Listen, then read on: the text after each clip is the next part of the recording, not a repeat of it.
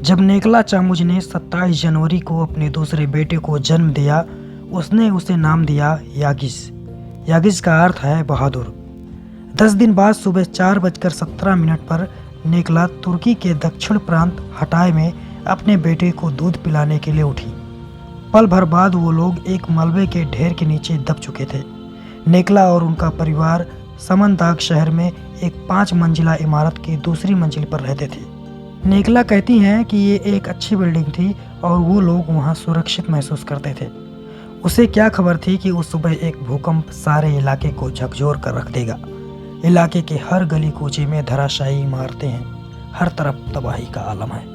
नेकला कहती हैं, जब भूकंप शुरू हुआ तो मैंने अपने पति की ओर जाना चाहा तो वह दूसरे कमरे में थे और वो मेरे कमरे की ओर आने की कोशिश कर रहे थे, लेकिन जब वो मेरे दूसरे बेटे के साथ मेरे कमरे की ओर आ रहे थे, उन पर कपड़ों से भरी एक अलमारी गिर गई। जैसे जैसे भूकंप तेज होता गया, दीवारें गिरनी शुरू हो गईं, कमरे बेतहाशा हिलने लगे, इमारत झूले की तरह आगे पीछे हो रही थी। मुझे तो खबर ही नहीं कि मैं कब एक मंजिला नीचे पहुंच चुकी थी। मैंने अपने पति और बेटे को आवाज़ें लगाई, लेकिन कोई जवाब नहीं आया। 33 साल की नेकला अपने नन्हे बच्चे को छाती से लगाकर मलबे में बैठी रही। माँ बेटे के बगल में एक अलमारी गिर गई थी, जिसने गिर रहे मलबे से उनकी रक्षा की। ये दोनों करीब 4 दिन तक इसी तरह मलबे में दबे रहे। मलबे के नीचे से नेकला को घुप अंधेरे के अलावा कुछ नहीं दिख रहा था, लेकिन वो हर पल यही अंदाज़ा लगाने में लगी रहीं कि बाहर क्या हो रहा है। उन्हें ये एहसास भी नहीं था कि उनका बेटा यागिज जीवित भी है या नहीं। धूप की वजह से शुरुआत में उन्हें सांस लेने में भी दिक्कत थी, लेकिन धीरे धीरे गुबार बैठ गया। मलबे में फंसे होने के कारण उन्हें ठंड भी कम लग रही थी। नेकला को ऐसा लग रहा था कि वो बच्चों के खिलौनों के ऊपर पड़ी हुई हैं, लेकिन उनके लिए ये चेक करना नामुमकिन था। वह न तो इंच भर हिल पा रही थी और न ही खुद के लिए आरामदायक जगह बना पा रही थी। वो अलमारी जो उनकी ढाल बनी हुई थी और अपने बेटे की छाती पर होने के नर्म एहसास के अलावा नेकला को अपने चारों ओर सिर्फ कंक्रीट और मलबा दिख रहा था। पास ही उन्हें कुछ आवाज़ें भी सुनाई दे रही थी। उन्होंने जोर जोर से चीख कर मदद मांगनी चाहिए। अलमारी को पीट पीट कर आवाज़ें निकाली। नेकला कह रही थी, कोई है, कोई है, कोई मुझे सुन पा रहा है। जब कोई जवाब नहीं आया तो उन्होंने पास पड़े कंक्रीट के कुछ छोटे टुकड़े उठाए और उनसे अलमारी को पीटना शुरू कर दिया। उन्हें डर था कि अगर उन्होंने अपने ऊपर पड़े मलबे पर चोट मारी तो वो उन पर गिर भी सकता है, लेकिन कोई जवाब नहीं आया। नेकला को एहसास हो गया था कि कहीं से कोई मदद नहीं आने वाली। वो पूरी तरह आतंकित हो चुकी थी। मलबे के नीचे नेकला को समय का एहसास बिल्कुल नहीं हो रहा था। उनके दिमाग में चल रहा था कि ज़िंदगी ऐसी तो बिल्कुल नहीं होती है।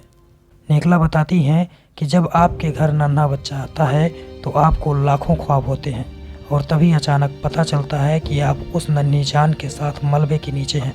लेकिन माँ तो माँ होती है। जिंदगी और मौत के बीच जूझते हुए भी नेकला ने अपने बच्चे को दूध पिलाना जारी रखा। उतनी तंग जगह में ये करना बिल्कुल आसान नहीं था, लेकिन खुद पेट भरने या प्यास बुझाने के लिए नेकला के पास कोई साधन नहीं था। उन्होंने खुद का पेट भरने के लिए भी अपना ही दूध पीने की कोशिश की। उन्हें अपने ऊपर ड्रिलिंग की आवाज़ें आनी शुरू हो गई थी। लोगों के कदमों की आवाज़ें भी आ रही थी, लेकिन ये सब बहुत दूर से सुनाई दे रहा था। नेकला ने तय किया कि वह अपनी ऊर्जा बचाए रखने की कोशिश करेंगे। उन्होंने हिलना डुलना बंद कर दिया। उनके ख्यालों में हर पल अपना परिवार था। उनका बहादुर नवजात पुत्र यागिज उनकी छाती पर था, लेकिन दूसरा बेटा और पति पता नहीं किस हाल में थे।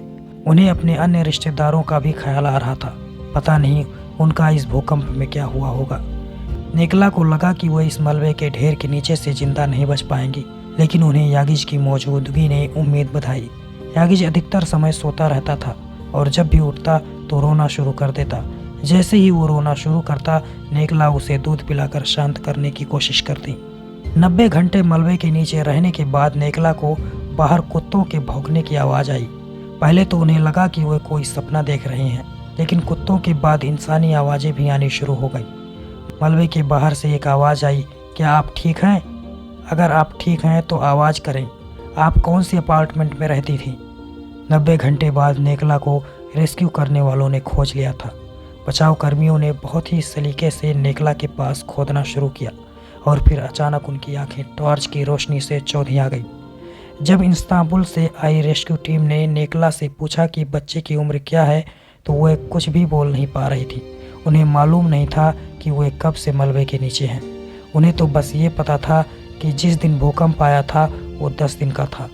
यागिज को बचाव कर्मियों के हवाले कर नेकला को एक स्ट्रेचर पर रख दिया गया। एक बहुत बड़ी भीड़ के सामने से उन्हें एम्बुलेंस में ले जाया गया। वो किसी चेहरे को नहीं पहचान पा रही थी। नेकला ये भी जानने का प्रयास कर रही थी कि उनके दूसरे बेटे का क्या हुआ। जब नेकला अस्पताल पहुंची तो वहां उनका स्वागत उनके रिश्तेदारों ने किया।